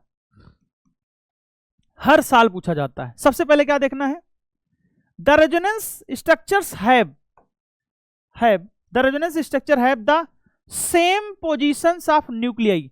न्यूक्लियाई में कोई चेंज नहीं आता है। The same number of unpaired electron होते हैं, यानी कि अगर मेरे पास CH2 डबल बॉन्ड CH और CH डबल बॉन्ड CH2 हो जाए, ध्यान रखना, कभी भी ऐसा मत कर देना कि तुम यहां पे बना दो CH2 फ्री रेडिकल ही तोड़ दो, और CH डबल बॉन्ड CH और ये CH2 फ्री रेडिकल। ध्यान रखना, कभी भी ये ध्यान रखना, नो रेजोनेटिंग स्ट्रक्चर, ये रेजोनेटिंग स्ट्रक्चर नहीं माने जाएंगे, क्योंकि यहां पे क्या है? 0 अनपेयर्ड इलेक्ट्रॉन, यहां पे क्या है? 2 अनपेयर्ड इलेक्ट्रॉन है, और एनसीईआरटी कहता है बिल्कुल ऐसा मत करना, नहीं तो गड़बड़ हो जाएगा भाई। ठीक है, among the resonance structure the one which has more number of covalent bond. अब यहां से खेल शुरू होगा। सबसे पहले आपको कोवेलेंट बॉन्ड देखना है, जिसके पास more number of covalent bond होगा। स्टेबिलिटी देखनी है, more number of covalent bond, more bond देखनी है। ठीक है, all the atoms with octet complete, octet देखनी है आपको। Which octet electrons except hydrogen has a duplet, less separation of opposite charge, negative charge if any और more then. इसके बाद आपको सेपरेशन देखना है, चार्ज देखना है, ठीक है ना भाई। ये 4 फैक्टर एनसीईआरटी कहता है कि इसके आधार पे हम लोग स्टेबिलिटी को बताते हैं, इसके आधार पे स्टेबिलिटी को बताते हैं। और मैं आपको बता दूं कि इसके आगे वाला जो सवाल है, दिमाग झंझना जाएगा, बहुत बार पूछा गया है, जेईई मेन हो या नीट हो, कोई भी पीवाईक्यू हो, बहुत बार पूछा गया। और याद रखना दोनों की स्टेबिलिटी क्या होती है, सेम होती है, दोनों की स्टेबिलिटी सेम होती है। और इसी सवाल की बात करूं तो जेईई मेन 24 में 2 बार पूछा गया है, अलग अलग 3 बार पूछा गया है, और जेईई मेन 25 में भी पूछा गया है भाई, ठीक है। ये अप्रैल और जनवरी के शिफ्ट मिला के 3 बार पूछा गया है, और ये 1 बार पूछा गया, शायद 1 बार पूछा गया, चेंज है तो मैं कंफर्म नहीं हो पा रहा, 1 ही बार पूछा गया था, जनवरी टाइम में पूछा गया है, तो 1 बार पूछा गया है, ठीक है ना भाई। यानी कि ये इतना फेमस कंपाउंड है। कैसे कैसे ध्यान से देखिए, ये रेजोनेटिंग स्ट्रक्चर है, CH2 double bond CH, C double bond O H। अगर आप शुरू करोगे तो पोलरिटी किधर है, पोलरिटी इधर है, तो शिफ्ट किधर होगा, उधर। ये डबल बॉन्ड शिफ्ट होगा इधर, और ये डबल बॉन्ड शिफ्ट होगा इधर। यही तो सिखाया मैंने रेजोनेंस में, यही तो सीखा हमने एरो के बारे में। यानी कि CH2 पे हो जाएगा प्लस, CH डबल बॉन्ड हो जाएगा, और यहां पे हो जाएगा O माइनस, और ये हो जाएगा H। लेकिन अगर ये आप उल्टा कर दो, अगर आप उल्टा कर दो, इस डबल बॉन्ड को यहां शिफ्ट कर दो, तो CH2 हो जाएगा माइनस CH डबल बॉन्ड, ये जो इधर गया था अब इधर वापस भेज दो, CO माइनस O प्लस, और ये हो जाएगा H। देखो इसकी स्टेबिलिटी सबसे ज्यादा होगी क्योंकि इसमें पाई बॉन्ड्स ज्यादा है, कोवैलेंट बॉन्ड ज्यादा है, तो फर्स्ट की स्टेबिलिटी तो सबसे ज्यादा होगी। इन दोनों में ध्यान से देखूं तो भैया, इन दोनों में ध्यान से देखो तो positive charge more electronegative atom पे है, और कार्बन पे क्या है, ऑक्सीजन, इसमें क्या है, कार्बन पे नेगेटिव चार्ज है और ऑक्सीजन पे पॉजिटिव चार्ज है, यानी लेस स्टेबल हो जाएगा। तो इसमें स्ट्रक्चर कौन सा दे रखा, सेकंड, तो फर्स्ट हो जाएगा, ये फर्स्ट है, ये सेकंड है, और ये क्या हो जाएगा, थर्ड हो जाएगा। तो इसके बाद क्या आ जाएगा, थर्ड हो जाएगा। क्या इतनी बात समझ में आएगी भाई?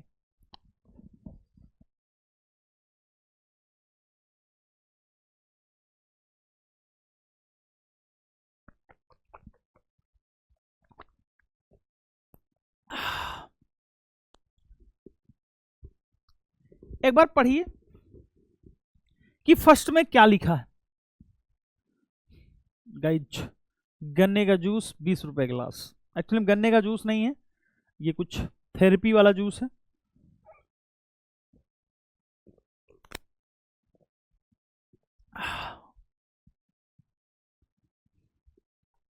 आइए, कई लोग सोच रहे होंगे ये जब से आया तब से पढ़ाते ही जा रहा है। बिल्कुल, अब यहां क्या बातचीत करेंगे, ये तो रिकॉर्डेड लेक्चर है ना भाई, बातचीत करनी है तो लाइव में बात करते हैं, बाकी क्लास में बात करते हैं। अब रिकॉर्डेड में क्या बात करें, किससे बात करूं, कैमरे से बात करूं? क्योंकि भाई बच्चा तो यहाँ देखने आया ना, यहाँ पे तो हंसी मजाक करने ही नहीं आया। बोर होने वाले लोग एनसीईआरटी लाइन बाई लाइन पढ़ते ही नहीं है, सबसे पहली बात तो ये है, ठीक है भाई, ठीक है भैया, ठीक है। अगला सवाल, ये भी कुछ पूछा गया क्वेश्चन है, जे एडवांस में क्वेश्चन आया था, CH3 C डबल बॉन्डो OCH3, ठीक है। कह रहा था इसकी बॉन्ड लेंथ x है और इसकी बॉन्ड लेंथ y है, इसकी बॉन्ड लेंथ x एंगस्ट्रॉम है और इसकी y एंगस्ट्रॉम। बताओ क्या होगा, बराबर होंगे दोनों कि बराबर नहीं होंगे, क्या होगा? इसका रेजोनेटिंग स्ट्रक्चर कराते हैं, इसका रेजोनेटिंग स्ट्रक्चर बनाओगे तो आएगा CH3 C O minus double bond O plus, और ये हो जाएगा CH3। ये पहला रेजोनेटिंग स्ट्रक्चर है, ये दूसरा रेजोनेटिंग स्ट्रक्चर है, ठीक है। और जो ये वाला बना रहा है ना, ये वाला जो बना रखा है ये तो फर्जी है, वो तो फर्जी है, उसकी स्टेबिलिटी तो बहुत कम होगी, ठीक है ना। इन दोनों में मोस्ट कंट्रीब्यूटिंग रेजोनेटिंग स्ट्रक्चर कौन सा होगा? ये मोस्ट कंट्रीब्यूटिंग रेजोनेटिंग स्ट्रक्चर होगा। और इसका रेजोनेंस हाइब्रिड क्या बनाओगे? CH3 COO CH3, ठीक है। इसमें आएगा लैम्डा माइनस, इसमें आएगा लैम्डा प्लस। जिसकी स्टेबिलिटी ज्यादा होती है, जिसकी स्टेबिलिटी ज्यादा होती है रेजोनेंस हाइब्रिड में, रियल स्ट्रक्चर में, उसका कंट्रीब्यूशन ज्यादा होता है। लोग एक्स और वाई बराबर करके निकल जाएंगे आगे, नहीं, गलत है। यानी कि अगर ये 2% होगा रेजोनेंस हाइब्रिड में, तो ये 98% होगा, और 98% के हिसाब से बॉन्ड लेंथ किसका ज्यादा होगा? y ग्रेटर देन x होगा। उस स्ट्रक्चर को देख के हमें बताना है कि किसका बॉन्ड लेंथ ज्यादा होगा, किसका नहीं। बराबर तो हो ही नहीं सकता, सवाल ही नहीं उठता कोई। अच्छा भैया, ऐसा मामला चल रहा क्या? बिल्कुल ऐसा ही चल रहा। चलिए भाई आगे बढ़ते हैं। आगे हम लोग पढ़ते हैं रेजोनेंस इफेक्ट, जिसे हम लोग मीजोमेरिक इफेक्ट कहते हैं। क्या कहते हैं? मीजोमेरिक इफेक्ट कहते हैं, ठीक है भाई। और अगर मैं बात करूं तो इन स्ट्रक्चर की, तो स्ट्रक्चर जो है जेईई मेन 2024 और बहुत सालों से पूछा गया। मैं तो बस 2-3 सालों का एनालिसिस करके बता रहा हूं आप लोगों, क्योंकि पहले तो वैसे भी सवाल कम ही आते थे एनसीईआरटी की लाइन से। The resonance effect is defined as the polarity produce in the molecule by the interaction of 2 pi bonds or between pi bonds and lone pair। इसी लाइन पे, ये इतनी जो लाइन है ना, ये इतनी जो लाइन है, इसी पे सवाल पूछा है कि इसे क्या कहते हैं।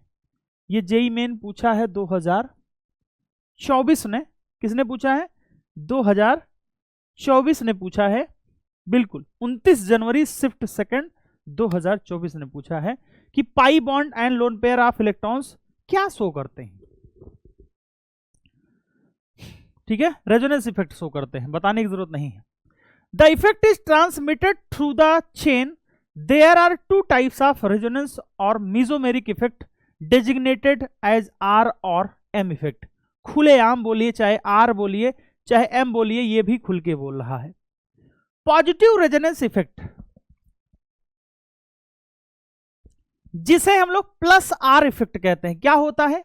In this effect the transfer of electron is away from N atom और सब्सटीट्यूटेड ग्रुप। यानी कि अगर मैं आपसे कहूं कि मेरे पास रेजोनेंस इफेक्ट है, तो रेजोनेंस होना जरूरी है CH, और यहां पे कोई ग्रुप लगा है। अगर यहां से दूर की तरफ हो रहा है, अगर इसकी तरफ हो रहा है, ध्यान रखना, तो हम इसे इलेक्ट्रॉन विड्रॉविंग ग्रुप कहेंगे। लेकिन अगर यही ग्रुप अपनी तरफ इलेक्ट्रॉन को खींचने लगेगा, तो उसे हम लोग इलेक्ट्रॉन डोनेटिंग ग्रुप कहेंगे।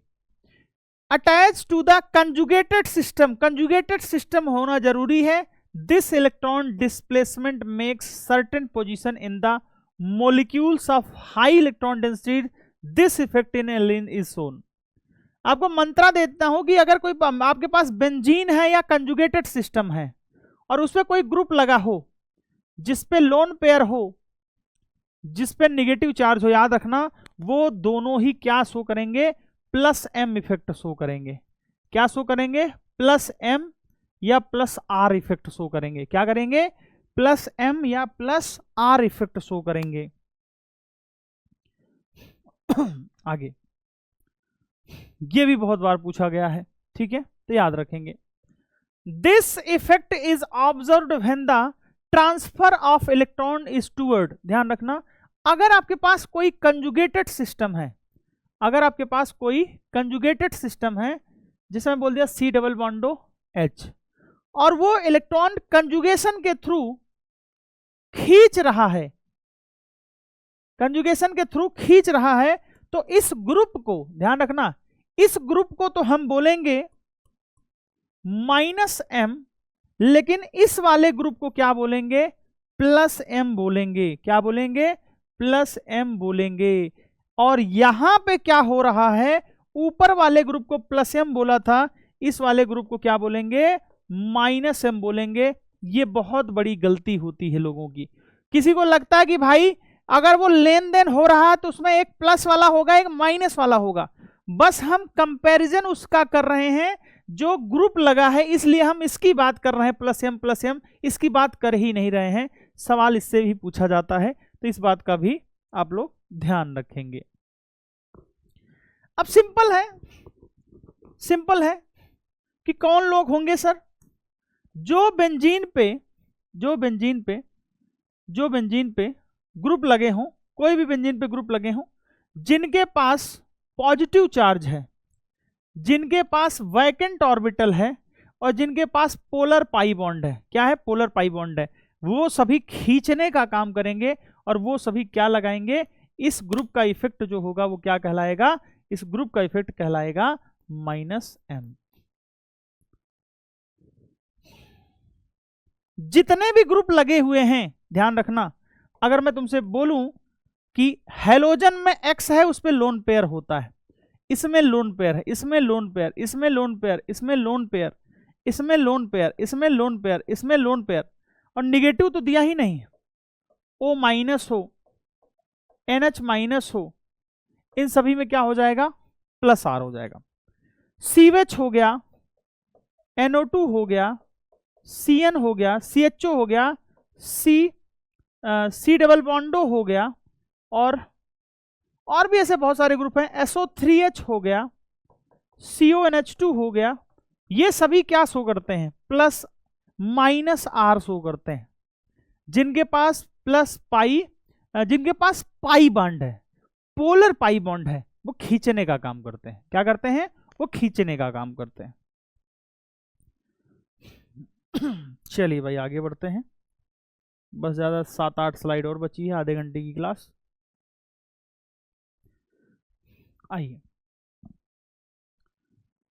The presence of alternate single and double bond in a open chain और cyclic system is termed as conjugated system. अगर C डबल बॉन्ड C है तो इसे हम लोग कॉन्जुगेटेड सिस्टम कहते हैं। क्या कहते हैं? कॉन्जुगेटेड सिस्टम कहते हैं। और इस पे भी खूब सवाल पूछे जाते हैं, PYQ में कई बार पूछे गए हैं कौन कंजुगेटेड सिस्टम है कौन नहीं है। These system often show abnormal behavior. The example of 1,3 butadiene, aniline and nitrobenzene etc. In such system, the pi electrons are delocalized and the system develops polarity. बिल्कुल, इनमें क्या होता है? पाई इलेक्ट्रॉन्स डीलोकलाइज होते हैं। ये इधर जाएगा तो ये इधर जाएगा। आप किसी का ले लो, जिनमें रेजोनेंस होगा, जो कंजुगेटेड सिस्टम होंगे, वो क्या करेंगे? ये इलेक्ट्रॉन देने का काम करेंगे तो ये अंदर की तरफ जाएंगे। और अगर मान लीजिए ये खींच रहे हैं, A double bond B, double bond double bond double bond, अगर मान लीजिए ये खींचने का काम कर रहे हैं तो यहां से इलेक्ट्रॉन ये जाएगा, और इसे हम लोग क्या कहते हैं? पोलैरिटी कहते हैं। ठीक है, इस पे पूरे पे जेईई मेन 2024 ने सवाल पूछा था, नीट में सवाल आ सकता है, याद रखना, क्योंकि अभी तक लगभग इसने पूछा ही नहीं है। इसे हम लोग इलेक्ट्रोमेरिक को टेम्पोररी इफेक्ट कहते हैं। और पूरी कहानी पढ़ के तुम्हें एक बात समझ में आएगी कि ये इफेक्ट हम रिएजेंट की प्रेजेंस में देखते हैं। अगर आपके पास रिएजेंट नहीं है तो ये इफेक्ट ऑब्जर्व नहीं होगा।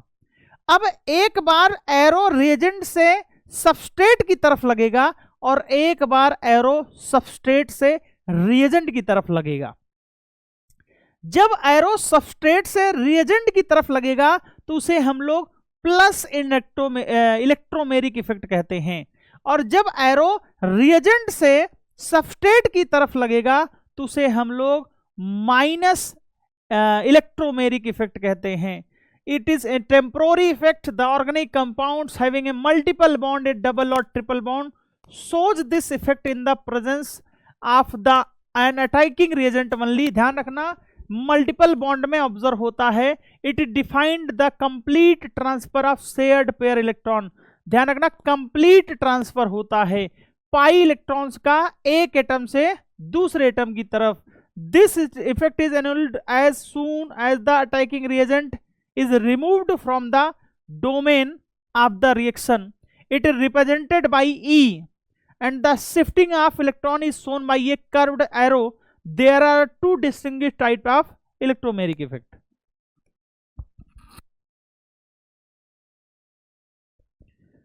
और ये वाली जो लाइन लिखी गई है ना, इससे भी जेईई मेन 2024 में सवाल पूछा है, करेक्ट इनकरेक्ट करके सवाल पूछा था, करेक्ट और इनकरेक्ट करके सवाल पूछा था कि when inductive and electromeric effect operate in opposite direction, ध्यान रखना इलेक्ट्रोमेरिक इफेक्ट जो होगा वो डोमिनेटिंग होगा, प्रीडोमिनेंट होगा। पॉजिटिव इलेक्ट्रोमेरिक इफेक्ट प्लस ई किसे कहते हैं? पॉजिटिव इलेक्ट्रोमेरिक इफेक्ट कब हो गया? जब ये वाला एरो किधर चला जाए, इधर बाहर की तरफ। अरे समझ रहे हो नहीं समझ रहे हो? और इसमें क्या हो जाए, इसमें क्या हो जाए, ये इधर अटैक करे, जब अटैकिंग रीजेंट इधर आ जाए। पढ़ते हैं, in this effect pi electrons of the multiple bonds are transfer to that atom to which the reagent gets attach. ये पाई इलेक्ट्रॉन्स यूं समझ लो कि इधर इधर ट्रांसफर होगा तो ये प्लस होगा, इधर माइनस, और इसी पे आके ये जुड़ेगा।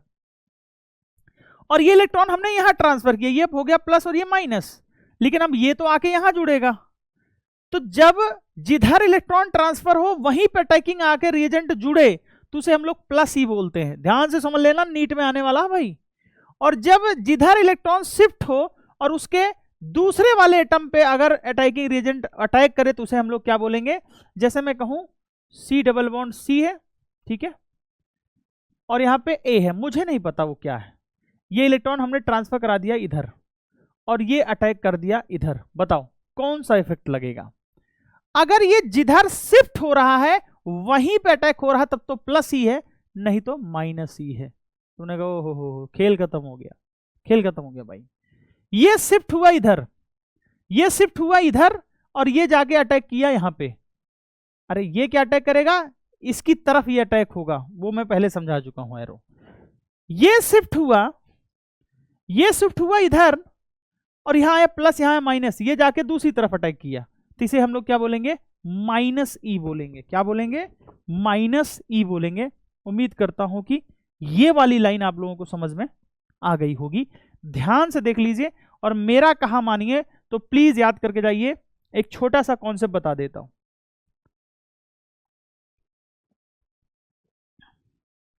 अगर इलेक्ट्रोफाइल है तो प्लस ई होगा और न्यूक्लियोफाइल है तो माइनस ई होगा। खत्म हो गया खेल, इतना टेंशन लेने की जरूरत ही नहीं है।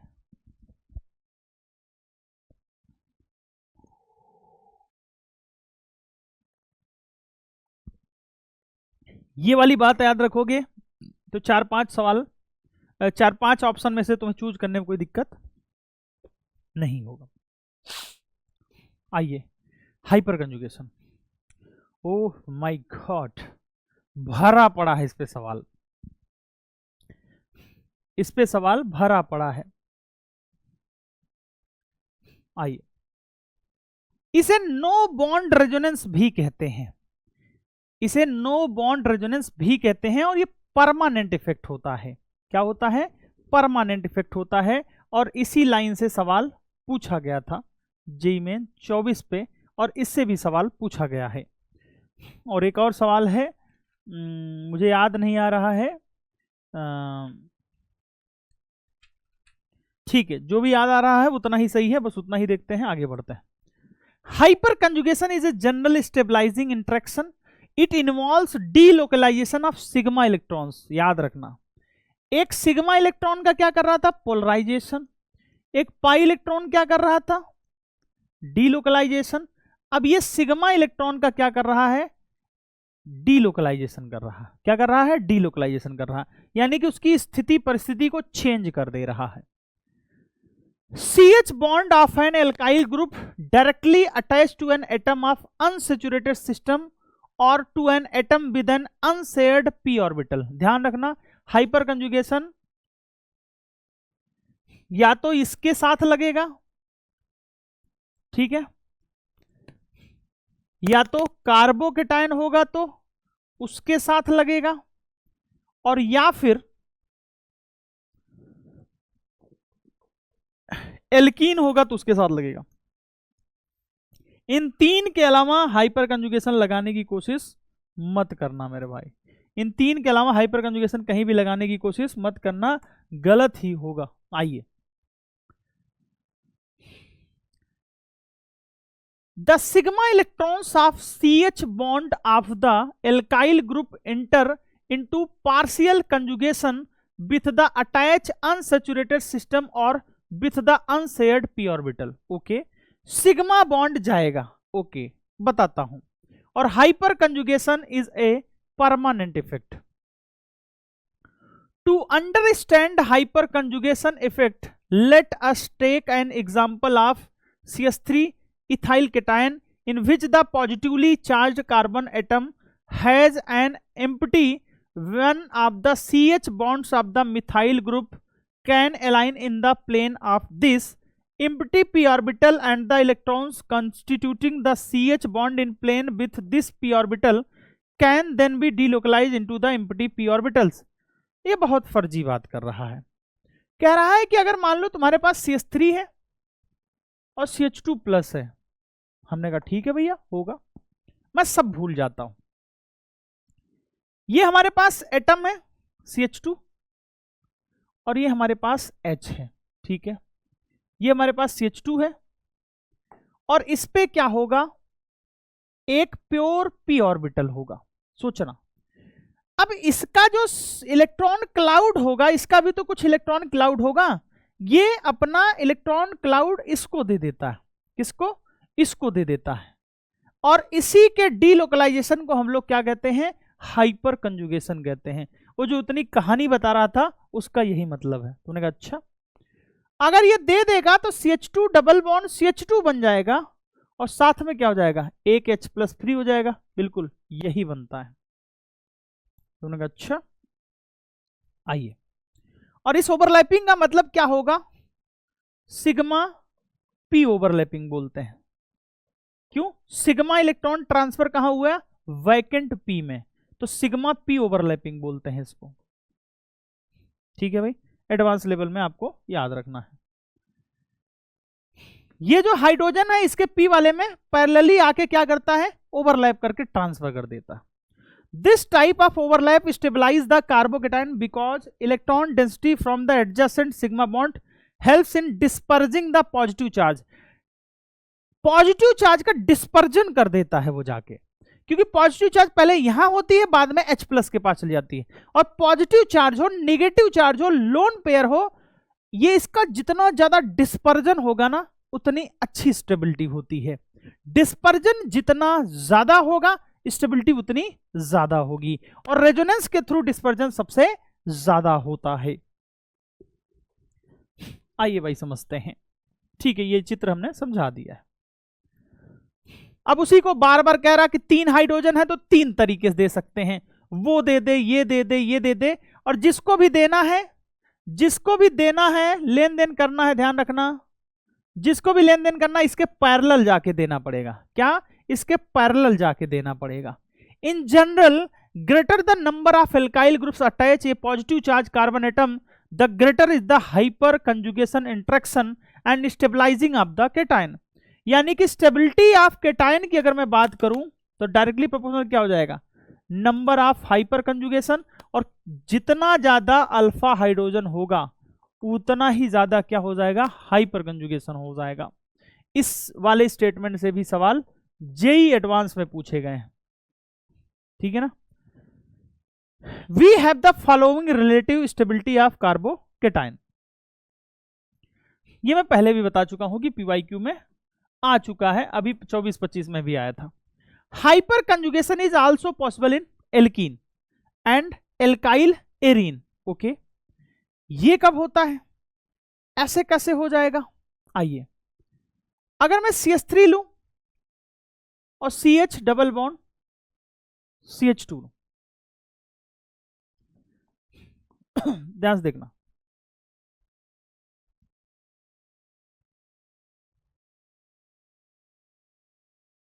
यहां पे मैंने कुछ गलत लिख दिया है क्या,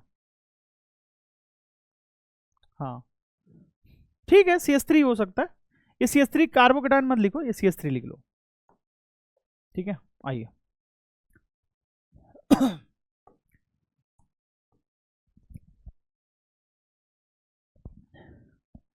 क्या ये हाइपर कंजुगेशन शो करेगा, बिल्कुल शो करेगा। 3 अल्फा हाइड्रोजन है, इस कार्बन का एक H ये कार्बन है, ये कार्बन है, इसके पास पाई स्टार एबीएमओ एक ऑर्बिटल होगा।